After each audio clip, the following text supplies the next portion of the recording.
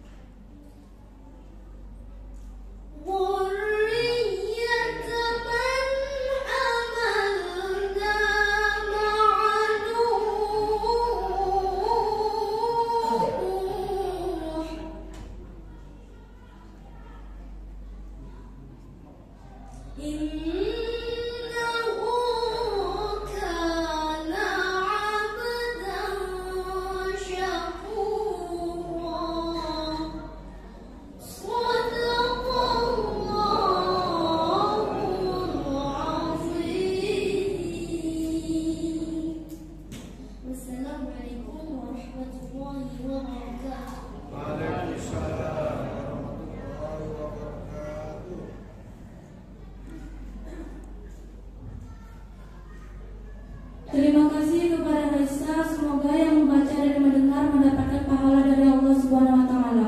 Amin amin ya rabbal alamin. Selanjutnya acara ketiga, kata sambutan pengurus Masjid Nurul Ikhwan yang akan disampaikan oleh Bapak Dr. Haji Sutriswan. Kepada Bapak kami persilakan dengan segala hormat.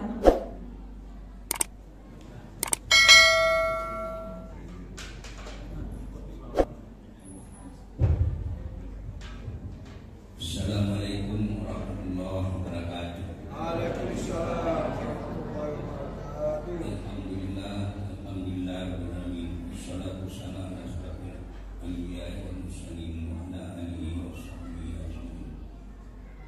Pertama, kami yang menghormati Bapak Ustaz Haji Marhalim Musyi, kemudian yang menghormati Bapak Ibu jamaah Masjidul Ikhwan.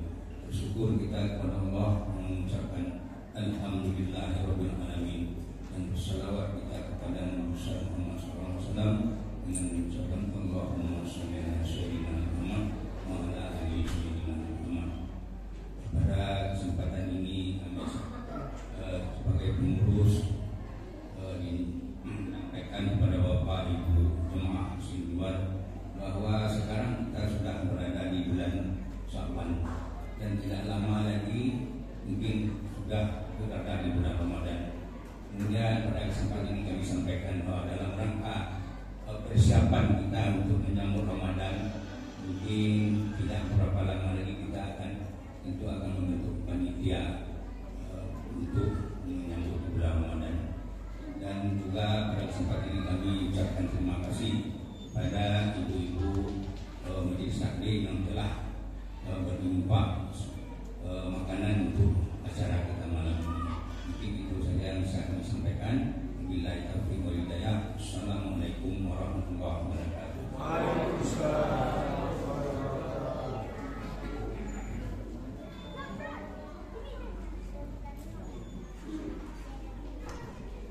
Terima kasih kepada Bapak yang sudah memberikan kata sambutannya. Selanjutnya acara keempat yaitu ceramah agama oleh Ustaz Haji Marhalim SHG sekaligus doa. Kepada Bapak kami persilakan dengan segala hormat.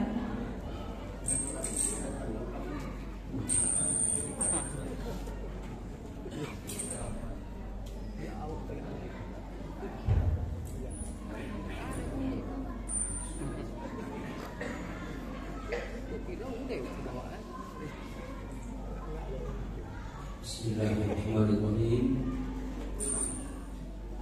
Assalamualaikum warahmatullahi wabarakatuh. Waalaikumsalam warahmatullahi wabarakatuh. Alhamdulillah alladzi arsala rasulahu bil huda wa dinil haqq liyuzhirahu 'ala ad-dini kullihi wa kafa billahi shahidan. Asyhadu an la ilaha illallah wahdahu la syarika lah wa asyhadu anna Muhammadan 'abduhu wa rasuluhu la nabiyya ba'dah. Qala Allah Ta'ala fil Qur'anil Karim, a'udzu billahi minasy syaithanir rajim. Qad aflahal mu'minun alladzina hum fi salatihim khashi'un. Shadaqallahul 'azim. Yang kita muliakan dan semoga dimuliakan oleh Allah Ta'ala Bapak Ketua Pengurus Masjid Nurul Ikhwan, yang kita muliakan dan semoga dimuliakan oleh Allah Ta'ala Imam Masjid Nurul Ikhwan, orang tua kami, tokoh masyarakat, ulama, jadi pandai, bersama seluruh jemaah tamu-tamu Allah yang mulia. Mari kita bersyukur dan memuji Allah Ta'ala. Kita ucapkan alhamdulillahirabbil alamin. Kita masih diberi oleh Allah Ta'ala banyak nikmat. Dengan bersyukur semoga kita senantiasa diberkati dan diridhoi oleh Allah Ta'ala. Amin ya rabbal alamin. Mari kita ucapkan pula salawat beriring salam. Allahumma salli ala sayyidina Muhammad wa ala ali sayyidina Muhammad. Kita mohonkan kepada Allah Ta'ala semoga selalu dicurahkan kepada Nabi Muhammad SAW, dan semoga dengan izin Allah Ta'ala kita mendapat syafaat dari Nabi Muhammad SAW di hari akhirat nanti. Amin ya rabbal alamin. Jemaah tamu-tamu Allah yang mulia, malam ini kita mengulang-ulang kisah dan memetik hikmah dari kisah tentang Isra Mi'raj Nabi Muhammad SAW. Tentang kapan terjadinya Isra dan Mi'raj ini, ahli sejarah beda pendapat. Ada yang mengatakan Isra Mi'raj ini terjadi di bulan Rajab. Ada yang mengatakan terjadi Isra Mi'raj itu di bulan Ramadan. Dan ada yang mengatakan Isra Mi'raj itu terjadi di bulan Syawal. Terlepas dari beda pendapat kapan sebenarnya peristiwa ini terjadi, itu tidaklah penting. Lalu apa yang penting? Peristiwa ini kita yakini, kita imani, kita percayai bahwa dia benar terjadi. Lalu hikmahnya kita terapkan dalam kehidupan sehari-hari. Itu yang paling penting. Tentang perbedaan pendapat tadi, mengatakan Isra Mi'raj terjadi di bulan Rajab, itu pendapat yang lemah. Lalu pendapat yang agak kuat, kapan terjadi Isra Mi'raj itu? Di bulan Syawal. Apa alasan?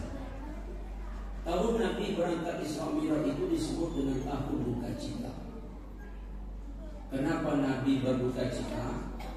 Bertubi-tubi musibah menimpa Nabi. Di antaranya paman beliau Abu Thalib wafat. Kapan Abu Thalib wafat? Tahun 619 Masehi, bersamaan dengan tahun ke-10 kenabian, tepatnya di tanggal 7 Ramadan. 3 hari setelah itu meninggal pula istri beliau Khadijah radhiyallahu anha. Berarti Khadijah meninggal tanggal 10. Jarak Abu Thalib dengan Khadijah meninggal 3 hari saja. Makanya disebut dengan tahun kesedihan. Isra Mi'raj itu diantaranya bertujuan untuk menghibur kesedihan Nabi. Maka saat terjadi Isra Mi'raj itu adalah di bulan Syawal untuk menghibur kesedihan Nabi yang terjadi di bulan Ramadan.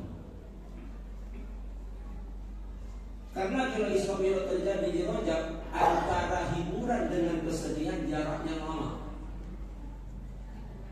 Kesedihan menimpa beliau di bulan Ramadan. Lalu Isra Mi'rajnya bulan Rajab. Berapa jarak waktunya? Syawal, Zulqa'dah, Zulhijjah, Muharram, Safar, Rabiul Awal, Rabiul Akhir, Jumadil Awal, Jumadil Akhir, Rajab. 10 bulan setelah itu. Tapi ini tak perlu diperdebatkan. Jemaah tamu-tamu Allah yang mulia, ternyata bukan hanya beda pendapat, ada manusia tak percaya Isra Mi'raj ini terjadi. Siapa dia? Abu Jahal dan orang-orang yang sepemikiran dengan Abu Jahal. Kenapa Abu Jahal dan orang yang semazhab dengan Abu Jahal tak percaya? Karena Isra Mi'raj ini mereka terima pakai akal.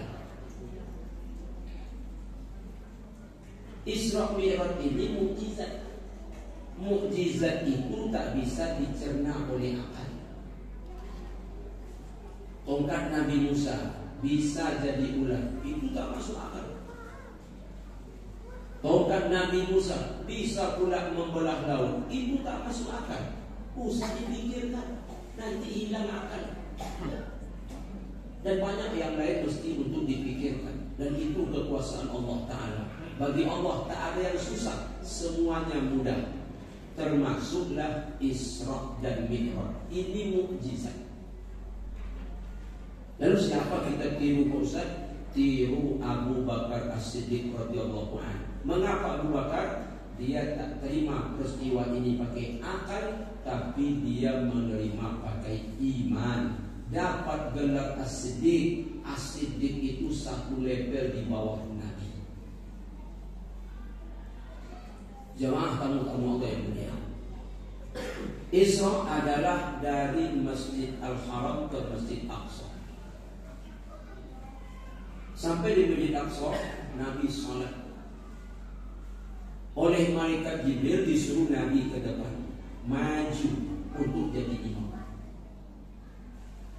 Kalau Nabi Muhammad salat jadi imam, tentu ada makmum. Siapa makmumnya ketika itu? Nabi-nabi yang sudah meninggal dunia. Makin tak masuk akal. Tapi usah pikirkan. Makanya Nabi itu dapat gelar Imamul Anbiya wal Mursalin, imam dari seluruh Nabi dan Rasul. Salah satu penyebabnya ketika jadi imam di Masjid Aqsa dan makmumnya para Nabi yang sudah meninggal dunia. Kalau saya jadi imam di sini, lalu makmumnya almarhumah, kira apa yang terjadi? Saya lari tak? Jangan samakan kita dengan Nabi. Nabi ini mukjizat. Ada yang tanya lagi, Pak Ustaz, Nabi Muhammad itu Isra Mi'raj menjemput salat, tapi Nabi tiba di Aqsa salat. Jawabannya, sebelum Isra Mi'raj salat itu sudah ada. Nabi nomor urut 1 Adam sampai Nabi nomor urut 24 Isa, semua mereka salat. Tengok dalam Al-Quran, Zakaria salat, bahkan Maryam ibunda Isa salat. Cuma salat mereka ada yang berdiri saja, ada yang duduk saja, ada yang rukuk saja, ada yang sujud saja. Ketika Nabi Isra Mi'raj menjemput perintah salat, Allah wajibkan salat kepada Nabi Muhammad dan kita umatnya, merangkum semua cara salat Nabi-Nabi terdahulu. Lengkaplah dia. Ada berdiri, ada rukuk, ada i'tidal, ada sujud dan lain-lain sebagainya.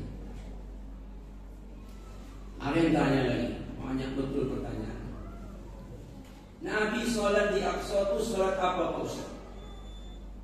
Sebagian ada yang menjawab salat tahiyat masjid. Ada ulama mengatakan salat malam. Salat malam maknanya karena Nabi Isra di waktu malam. Jadi salat malam yang mana? Mengerjakan salat seperti yang diwajibkan Allah kepada Ibrahim AS. Jadi Nabi Ibrahim itu salatnya sehari semalam 2 kali, malam dan pagi. Jadi kalau ada umat Islam sekarang salatnya 2 kali saja sehari semalam, mungkin dia umat Nabi Ibrahim AS. Dia tak mau menjadi umat Nabi Muhammad. Apa boleh buat kan? Jamaah tamu-tamu Allah yang mulia. Lalu Nabi Muhammad Mi'raj, naik ke langit nomor 1, bertemu Adam. Adam ini Masya Allah. Mengapa Adam? Posturnya tinggi, 60 hasta kata Rasulullah, 30 meter. Dan kata Rasulullah dalam hadis sahih riwayat Imam Al-Bukhari, kita bisa tengok dalam kitab Qasasul Anbiya karangan Ibnu Katsir, juga dalam kitab kisah-kisah sahih dalam Al-Quran, kita nanti masuk surga postur kita seperti postur Adam. Tinggi kita 30 meter kalau masuk.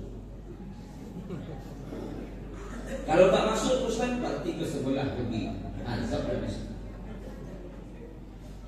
Lalu ibu-ibu nanya, Pak Ustaz, ya Nabi Adam itu kan laki-laki, ya laki-laki nanti posturnya postur Adam, ya bagaimana kami perempuan posturnya seperti postur Adam juga, tinggi-tinggi.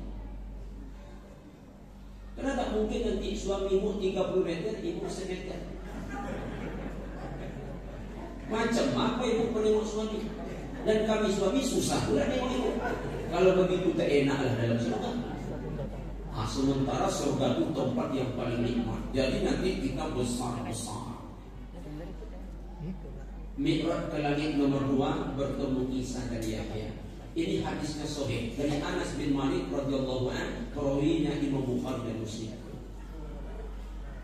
Mi'raj ke langit ketiga bertemu Yusuf. Selama ini ketika orang bertanya siapa nabi yang paling ganteng, kita tak pikir-pikir lagi menjawab Yusuf. Ternyata apa kata Nabi? Yusuf qad u'tiya syatrul husni. Yusuf separuhnya Adam. Apa maksud Yusuf separuh Adam dalam hadis ini? Kata ulama, Adam lebih ganteng daripada Yusuf. Yusuf separuh kegantengan Adam. Tak percaya jemaah? Jemaah bertemu Nabi Adam? Tidak ada. Nabi Yusuf ketemu dah? Tidak juga kan? Nabi Muhammad itu ketemu Adam, ketemu Yusuf. Lalu apa kata ulama mensyarah hadis ini? Wajar Adam lebih ganteng dari Yusuf. Apa sebab? Adam langsung Allah ciptakan pakai tangannya. Memakan waktu yang lama. Betul-betul diciptakan Allah dengan sebentuk-bentuk rupa yang hebat. Bukan seminggu 2 minggu, bukan setahun 2 tahun, ribuan tahun Allah bentuk dengan tangannya. Di mana Adam Allah ciptakan? Dalam surga. Sementara Yusuf melalui proses dalam perut ibunya. Itu makna Yusuf separuh Adam. Adam jauh lebih ganteng daripada Nabi Yusuf AS. Mi'raj ke langit 4 bertemu Idris. Mi'raj ke langit 5 bertemu dengan Harun. Ke langit 6 bertemu Musa. Langit ke-7 bertemu dengan Ibrahim AS. Pada suatu ketika Nabi Muhammad duduk bersama sahabat. Apa kata beliau? Kalau kalian ingin tahu wajah Ibrahim, perhatikan wajah saya. Apa maknanya Ibrahim itu mirip wajahnya dengan Nabi Muhammad SAW. Lari langit nomor 7, terus naik ke atas, sampailah kepada inda sidratil muntaha, indaha jannatul ma'wa, menghadap Allah Ta'ala. Inilah membuat Abu Jahal tak percaya. Dan orang-orang modern sekarang yang mengemukakan akal juga tak percaya. Karena kalau Nabi Muhammad itu benar-benar Isra Mi'raj, dia naik ke begitu tinggi, akan terjadi gesekan panas, Muhammad meledak. Disangkanya Nabi itu astronot agak. Kalau astronot dia naik ke bulan bawa tabungan omong. Oh, tabungan omong. Kalau tak pakai tabungan omong mati. Ini bukan astronot. Ketika mereka sampai ke ruang hampa udara, melayang-layang. Kadang-kadang kaki ke atas, kepala ke bawah. Jangan samakan dengan Nabi Muhammad SAW. Ini memang perjalanan, tapi mukjizat. Bukan perjalanan biasa, luar biasa. Jemaah tamu-tamu Allah yang mulia, menghadap Allah Ta'ala. Lalu pulang, orang biasanya dari jalan-jalan bawa oleh-oleh. Kita pergi Sumbar, bawa sanjai. Nabi dari Isra Mi'raj, Allah bekali oleh-oleh. Apa dia? Salat 50 kali sehari semalam. Untung tak jadi. Sempat jadi hazab kita jemaah. Kalau sempat jadi salat 50 kali sehari semalam, ibu tak bisa pakai bulu mata palsu. Karena salat yang 50 kali sehari semalam itu setiap 1 jam 2 kali. Setiap salat ambil wudu. Macam mana ibu nak masang bulu mata palsu? Baru pasang buka lagi. Saya mau tanya sama ibu, pakai bulu mata palsu itu lama atau sebentar? Tak tahu. Berarti ibu masih pakai yang asli. Alhamdulillah. Kalau jadi salat 50 kali sehari semalam, ibu tak bisa bermakeup lagi, tak bisa pergi ke pasar kaget lagi. Kami pun tak bisa main badminton lagi, tak bisa main takraw untuk salto lagi, tak bisa goes lagi. Apa kerjaan kita? Salat, salat dan salat. Tapi sekali lagi, untung tak jadi. Kenapa tak jadi?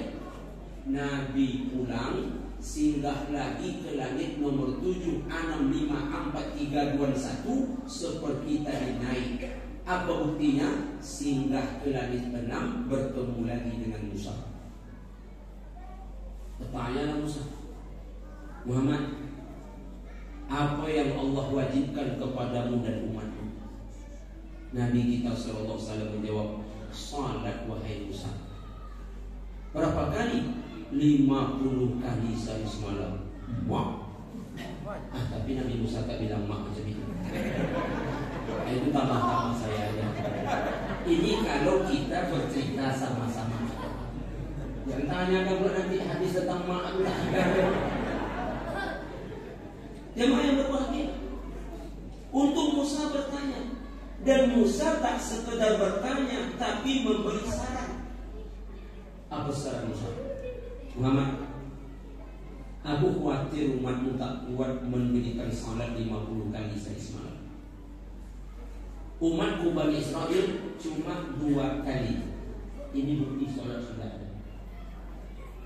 Umatku Bani Israel cuma 2 kali. Mereka tak sanggup. Pada umatku besar-besar, kekar-kekar, gagah-gagah, perkasa-perkasa. 2 kali banyak mereka yang meninggalkan. Bagaimana umatmu yang 50 kali sehari semalam?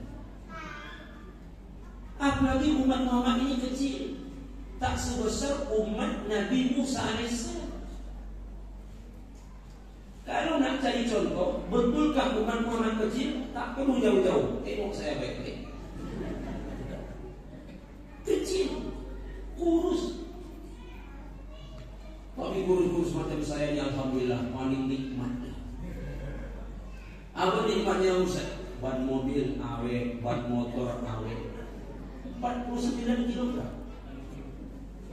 Saya menikah tahun 2003, sekarang 2023, berarti sudah 20 tahun. Baru sekali ganti tempat ini. Hampir gemuk-gemuk itu sekali setahun ganti, sekali setahun ganti. Hasab. Ini serius. Apa Pak Ustaz untungnya lagi orang kecil-kecil macam Ustaz kalau salat nikmat? Sujud stabil, rukuk stabil, duduk antara dua sujud stabil, pokoknya enak. Yang gemuk-gemuk itu susah betul saya tengok. Tergeding macam nak tumbang. Ada tersinggung yang gemuk. Tapi apa maksud saya? Gemuk alhamdulillah, kurus alhamdulillah, inilah nikmat hidup. Hidup ini tak nikmat karena tak bersyukur. Yang gemuk nak kurus, yang kurus nak gemuk. Tapi kurus lebih nikmat. Jemaah, mendengar saran Musa, Nabi Muhammad melihat ke Jibril. Apa sebab? Jibril nahoda perjalanan. Ibaratnya Jibril ini pilot. Begitu Nabi melihat, Jibril paham. Apa kata Jibril? Wahai Muhammad, mari kita naik lagi ke atas, menghadap ke Allah. Lalu Nabi bermohon, ya Rabb, khawatir aku 50 waktu itu umatku tak sanggup, mohon kurangi ya Rabb. Tapi Nabi tak menyebut angka. Kenapa Nabi tak menyebut angka? Ada hikmah. Apa hikmahnya? Adab, sopan santun, akhlak yang luar biasa. Maka begitu pula lah kita bermohon kepada Allah. Usah diatur-atur Allah itu. Kita sering bermohon dan berdoa, tapi kita ngatur. Usah diatur Allah itu. Allah tahu yang terbaik untuk kita. Titik. Kenapa diatur? Coba tengok Nabi kita, mohon kurangi ya Allah, dia tak sebut angka.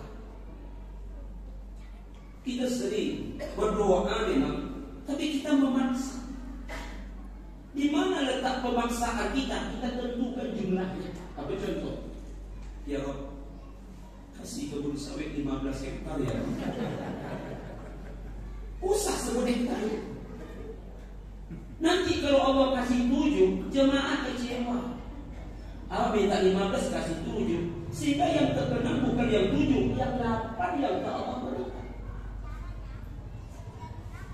Allah bukan tak mampu kasih 15 hektar, 15.000 hektar Allah mampu kasih. Tapi kenapa Allah kasih 7? Itu yang terbaik. Titik. Minta anak, tiru Ibrahim AS. Usia sudah tua, pernikahan sudah lama. Ibrahim minta anak, singkat saja doanya. Rabbi habli minas shalihin. Kasih anak yang saleh. Kita belum minta anak, kasih anak ya Allah 4 laki-laki 4 perempuan. Allah kasih 8 laki-laki semua. Bantah. Apa Allah tak dengar 4 laki-laki 4 perempuan? Dengar.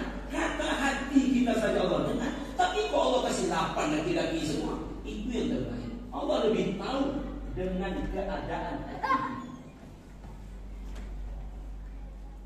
Jemaah, Nabi Muhammad itu dulu ketika hijrah ke Madinah, salat menghadap ke Aqsa 18 bulan lamanya.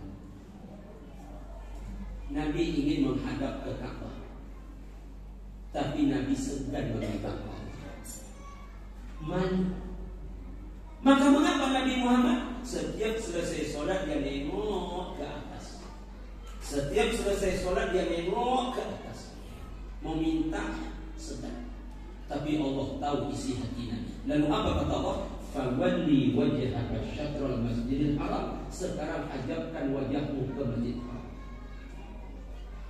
Kembali kepada cerita tadi, Allah kurangi 10, tinggal 40. Nabi Muhammad pulang, singgah lagi ke langit 6, bertemu Musa tanya, berapa dapat kurang Muhammad? 10. 40 lagi? Iya, masih berat. Oh, pulang lagi ke Allah, minta kurang lagi sampai 4 kali. Berarti 40 Allah kurangi, sekarang tersisa 10. Begitu dalam riwayat Imam Bukhari dari Anas bin Malik. Kita bisa lihat dalam tafsir Ibnu Katsir tentang ayat subhanallazi. Apa kata Musa? Muhammad, aku khawatir 10 itu umat tak kuat. Kau mohon lagi ke Allah, Muhammad minta kurangi. Untuk Nabi Muhammad, dia ikut saran Musa, dia naik lagi sampai apa kata Allah, Muhammad, kurangi 5. Tinggal 5, itulah kewajiban salat untuk mudah-mudahan. Namun yang 5 ini Muhammad, jika dikerjakan nilainya sama dengan 50 kali salat siang malam. Berarti ini sudah keputusan. Ini sebuah ketegasan. Nabi pun turun, singgah lagi bertemu Musa. Apa kata Musa? 5 itu wahai Muhammad masih berat. Kau minta lagi ke Allah. Apa kata Nabi kita? Aku malu wahai Musa.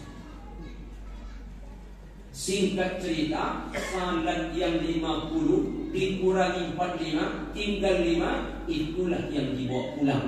Ternyata prediksi Musa tepat. Apa bukti? Ada umat ini salat spesialis bulan Ramadan saja. Habis Ramadan dia tak salat. Nanti saya bacakan dalilnya. Kita bukan duduk-duduk. Ada umat ini salat spesialis Jumat saja. Bahkan ada umat Islam ini tidak salat seumur hidupnya. Ustaz yang tuduh-tuduh, bukan tuduh-tuduh. Lalu siapa yang mengatakan ada mereka yang tak salat seumur hidupnya? Allah Ta'ala, apa punya ayatnya? Ma salakakum fi saqar. Apa yang menyebabkan kalian masuk ke dalam neraka saqar? Apa kata penduduk neraka saqar? Lam naku minal musallin. Kami tak pernah salat. Ini bukti kalau ada umat ini tak salat. Makanya ada ayat. Tak mungkin Allah sediakan neraka saqar spesialis untuk orang tak salat. Mubazir ayat itu. Jadi prediksi Musa tepat. Dan Allah pun menyebutkan dalam Al-Quran Al-Baqarah 45. Apa bunyi ayatnya? Wasta'inu bis-sabri was-salah wa innaha lakabiratun illa 'alal khashiyin. Mohon kamu pertolongan dengan sabar dan salat. Salat itu berat, tapi tak titik sampai di situ. Illa 'alal khashiyin. Kecuali orang yang khusyuk. Mengapa orang yang khusyuk? Salat tak berat bagi mereka, tapi ringan. Bukan sekedar ringan, tapi nikmat. Saking nikmat yang 5 tadi kekurangan pula bagi mereka. Akhirnya ditambah dengan cara sunat qabliyah, sunat ba'diyah, ditambah duha. Bahkan ada yang mengurangi jatah tidurnya di waktu malam, ingin salat lagi. Itulah tahajud namanya. Tapi bagi yang tak khusyuk, 50 Allah kurangi 45, 35 dikurangi juga. Astagfirullah. Allah sudah begitu baik. Dari 50 tinggal 5 dikurangi juga lagi. Kalau tak bisa menambah, yang 5 nih tolonglah kerjakan, usah dikurangi. Lalu di mana letak persoalannya tadi? Kekhusyukan. Bercerita tentang khusyuk, saya teringat ada seorang ulama namanya Amir bin Abdillah. Mengapa Amir bin Abdillah? Dia salat masuk ke dalam bajunya seekor ular. Bukan ulet, ular. Karena berbeda ular sama ulet. Bedanya apa? Ular besar, ulet ketek. Kalau dalam pusat ulet besar, ular sedisiap. Tak betul ni. Yang betul apa? Ular besar, ulet ketek. Yang masuk itu ular. Begitu ular masuk, dia lanjutkan salat. Bahkan ayatnya panjang. Kapan dia sadar, dia ucapkan salam. Assalamualaikum warahmatullahi wabarakatuh.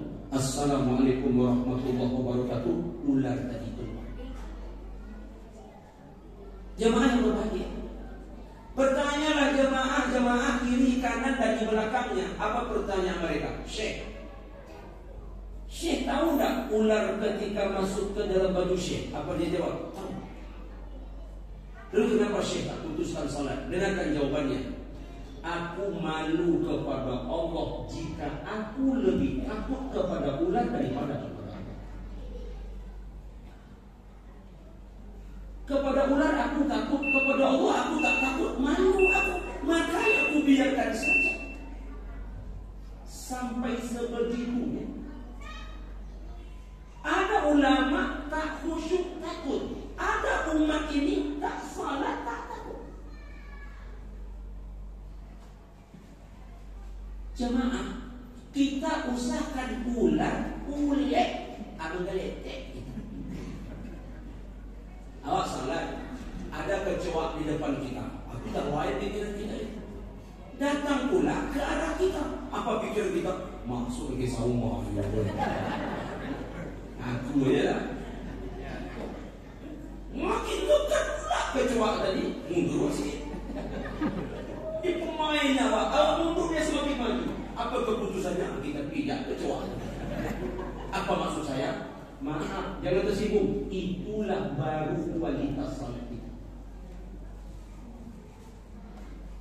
Itulah baru. Abid bin Abdillah, Abid bin Bishr, ini bukan ulama, sahabat. Ketika suatu peperangan, dia dapat tugas jaga malam. Sambil jaga malam dia salat tahajud. Saat salat tahajud datang musuh, memanah Abid bin Bishr.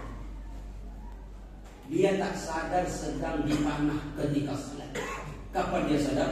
Assalamualaikum warahmatullahi. Assalamualaikum warahmatullahi. Ini anak panah sudah menancap di badannya. Dia cabut anak panah, darah pun tumpah. Baru dia bangunkan sahabat yang lain. Apa kata sahabat? Kenapa kau baru bangunkan kami? Saya tak sadar tadi ketika sedang dipanah. Karena saya salat. Jemaah, mungkin kita ragu-ragu menerima riwayat itu. Masa ada orang salat sampai seperti itu Pak Ustaz? Masuk ular tak sadar. Ada orang salat dipanah tak merasa sakit. Masa ada? Cara menganalisanya seperti ini. Jemaah, pernah kita mendengar nama Zulaikha? Pernah kan? Siapa Zulaikha? Istri seorang pembesar di sebuah negeri. Mengapa ini? Dia jatuh cinta kepada Yusuf. Yusuf itu kan ganteng, tapi Adam lebih ganteng kan? Zulaikha tak tahan lagi menengok wajah Yusuf yang nakal. Karena Zulaikha dan Yusuf tiap hari ketemu. Akhirnya sampai ke puncak cintanya, butalah hati Zulaikha, sehingga dia tak tahu lagi aturan. Maka mengapa Zulaikha? Kita simak baik-baik, insya Allah kita paham nanti. Zulaikha berhias, Zulaikha memakai pakaian tipis transparan dalam rangka menggoda Yusuf. Dia tutup semua pintu dan jendela, tak ada orang di dalamnya kecuali Yusuf dan Zulaikha. Mana suami Zulaikha, sang pembesar Al-Aziz, dia keluar. Dikejarlah oleh Zulaikha Nabi Yusuf alaihissalam. Yusuf lari. Akhirnya sampai ke pintu, dia dapat memegang baju Yusuf, dia tarik sampai robek. Pas suaminya pulang. Singkat cerita jemaah, ceritanya panjang dalam surah Yusuf sampai ayat 111 jemaah, itu aja ceritanya. Ini surah luar biasa, kisah lengkap. Tersiarlah kabar di Mesir, Zulaikha selingkuh. Bagaimana sikap Zulaikha ketika informasi selingkuhnya tersebar? Biasa-biasa saja. Apa maksud biasa-biasa saja? Begini kata Zulaikha, kalian takkan tahan melihat wajah Yusuf walaupun sebentar. Aku itu yang aku tahan dalam waktu yang lama. Bagaimana cara Zulaikha membuktikan kalau mereka takkan tahan melihat Yusuf, sementara dia menahan bertahun-tahun lamanya? Ujung-ujungnya tak tahan juga. Dia panggil wanita Mesir datang ke istana. Sampai wanita Mesir tadi ke istana, kepada setiap wanita dikasih sebuah apel, sebilah pisau tajam. Apa kata Zulaikha? Coba kalian buka apel yang ada di tangan kalian dengan pisau tajam tersebut. Saat itu pun Yusuf disuruh oleh Zulaikha melintas di depan mereka. Pertanyaan, yang dibuka oleh wanita Mesir apel atau mereka memotong tangan mereka? Memotong jari-jari mereka. Kenapa tak terasa? Karena khusyuknya menengok Yusuf. Karena terenanya menengok Yusuf. Apa maknanya? Kalau melihat Yusuf saja khusyuk sampai-sampai jari tangan yang digerak tak terasa, apalagi melihat Allah dalam sholat. Orang-orang soleh udah sampai ke level melihat Allah dengan mata batin mereka. Dan begitu perintah Rasul ketika salat, dengarkan hadisnya. Salli salata muwaddi' ka'annaka tarahu fa in kunta lan tara fa innahu yara. Rawahu Ahmad dan Hakim. Apa artinya? Salatlah layaknya salat perpisahan, seolah-olah kalian melihat Allah. Kalau kalian tak melihat Allah, Allah melihat kalian. Para ulama itu udah sampai ke tingkat seolah-olah melihat Allah. Kalau melihat Yusuf saja, wanita Mesir terpesona, apalagi melihat Allah. Dan yang melihat itu orang yang bersih hati. Cuma persoalannya kita yang belum sampai ke situ. Lalu Ustaz, bagaimana caranya ini agar kita sampai ke situ? Berusaha walau takkan pernah sampai. Berusahalah walau takkan pernah sampai. Jangan pernah menyerah. Artinya jangan pernah merasa salat kita sudah luar biasa dengan yang kita lakukan sekarang. Tingkatkan terus. Jemaah tamu-tamu Allah, mohon maaf dengan tersinggung. Saya mungkin juga jemaah casing saja kadang-kadang yang soleh, sinyal tak nyambung. Casing solat, sinyal kurang. Yang tersinggung jemaah, saya bisa mengatakan ini saya mengalami putus jemaah tak mengalami. Bayangkan kita salat cuma 5 menit, tapi bisa menginap di pantai Cerocok 2 hari 2 malam. Iya ada jemaah. Salat cuma 5 menit, tapi bisa di pantai singgah ke air terjun. Kemudian sampai jam kadang selfie pula di situ. Terakhir di kilo 9 makan jagung bakar. Kapan kita sadar? Assalamualaikum warahmatullahi wabarakatuh. Sholat. Aneh kita jemaah. Sholatnya 5 menit, kita bisa jalan-jalan seminggu. Itu yang saya maksud. Casing sholat, sinyal tunai. Jemaah yang berbahagia. Maka khusyuk itu letaknya di hati. Maka arti khusyuk itu konsentrasi. Khusyuk itu takut. Kita berhadapan dengan Allah yang maha perkasa, yang Dia melihat kita. Dan itu urusan hati. Lalu bagaimana hati ini khusyuk? Kata Imam Ibnu Qayyim al-Jauziyah dan imam-imam lainnya, ulama-ulama lainnya, tak dapat tidak, sholat itu mesti dipahami bacaannya. Dan itu tak susah. Ustaz kok bilang tak susah? Mulai sholat diwajibkan sampai maghrib tadi bacaan sholat tak pernah berubah. Al-Fatihah masih itu juga. Yang baca Inna A'tainaka Kautsar masih itu juga. Yang baca Qul Huwallahu masih itu juga. At-Tahiyat masih itu juga. Pertanyaan, apa gerangan yang menyebabkan kita tak paham? Sholat ini curhat. Dan curhat yang paling hebat adalah curhat hamba kepada Allah. Kenapa? Allah maha memperhatikan, Allah maha mendengarkan. Adakah yang lebih dekat kepada kita kecuali Allah? Tak ada.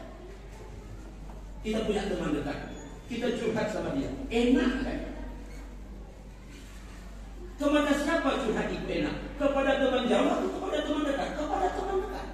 Kenapa? Karena kalau kita curhat ke dia, dia akan perhatikan. Kadang-kadang ada kita yang punya masalah, lalu curhat kepada teman, belum disampaikan dan meleleh hari manusia. Ada orang seperti itu. Kenapa kepada Allah kita tak bisa? Ya ayyuhalladzina amanu ista'inu bis-sabri was-shalah.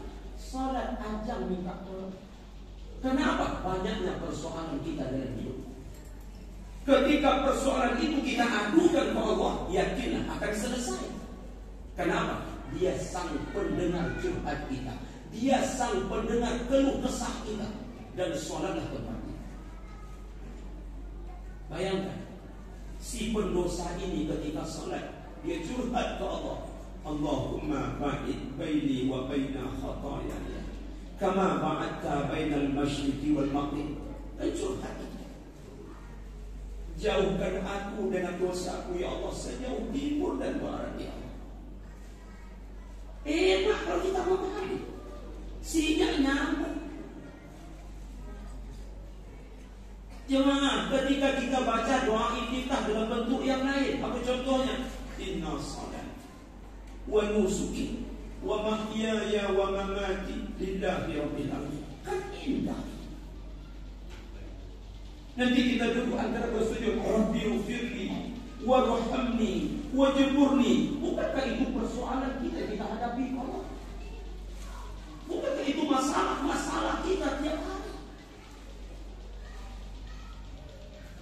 Begitu pula nanti ketika kita ruku, ketika kita sujud, tidak, isinya adalah aduan. Isinya adalah keluh kesah kita ke Allah Subhanahu wa taala. Makanya saking enaknya orang-orang soleh dulu tak cukup 5. Mereka lakukan yang sunat-sunat. Saking tenggelamnya mereka dalam curhat, dikerat kakinya mereka tak terasa, masuk ular ke dalam badannya mereka tak terasa, ditombak pakai panah mereka tak terasa. Apa sebab? Terbius semua itu dengan kekhusyukan yang luar biasa. Apa hadiahnya orang-orang salat seperti ini? Qad aflahal mu'minun alladzina hum fi salatihim khashi'un. Sampai kepada ayat alladzina yarisunal firdaus hum fiha khalidun. Maka jemaah, yang 5 ini pertahankan. Jika perlu ditambah, ingat kalau datang malas salat dulu 50, karena sayangnya Allah dikurangi 5. Saya yakin jemaah ini rata-rata mazhabnya Imam Syafi'i. Betul kan? Betul tak? Termasuk saya. Bicara tentang mazhab Syafi'i, kenapa itu saya sampaikan? Teringat tadi Pak Ketua sebut tak lama lagi kita Ramadan. Imam Syafi'i salat tarawihnya berapa rakaat? Berapa rakaat? 20. Tambah witir berapa? 23. Pas masuk Ramadan 8 rakaat tarawihnya. Tambah witir 11. Pertanyaan kita, Bapak Syafi'i kan? Awak kalau Ramadan pindah mazhab Ramadan pindah mazhab Ustaz. Itu tanda kita tak kuat 50. 20 aja kita pindah mazhab. Jemaah tamu Allah yang mulia, mari kita perbaiki salat kita, walaupun takkan sekhusyuk mereka, paling tidak usaha itu ada nilai di mata Allah Subhanahu wa taala. Jemaah tamu-tamu Allah yang mulia, inilah tausiah singkat yang bisa kita sampaikan malam ini. Semoga ada manfaat, terlebih-lebih hendaknya mendapat berkah serta ridha dari Allah Subhanahu wa taala. Semoga Allah taala menerima amal ibadah kita, terutama salat yang kita kerjakan. Kita tutup dengan doa kafaratul majlis. Subhanakallahumma rabbana wa bihamdika asyhadu an la ilaha illa anta astaghfiruka wa atubu ilaik. Billahi taufiq wal hidayah. Wassalamu alaikum warahmatullahi wabarakatuh.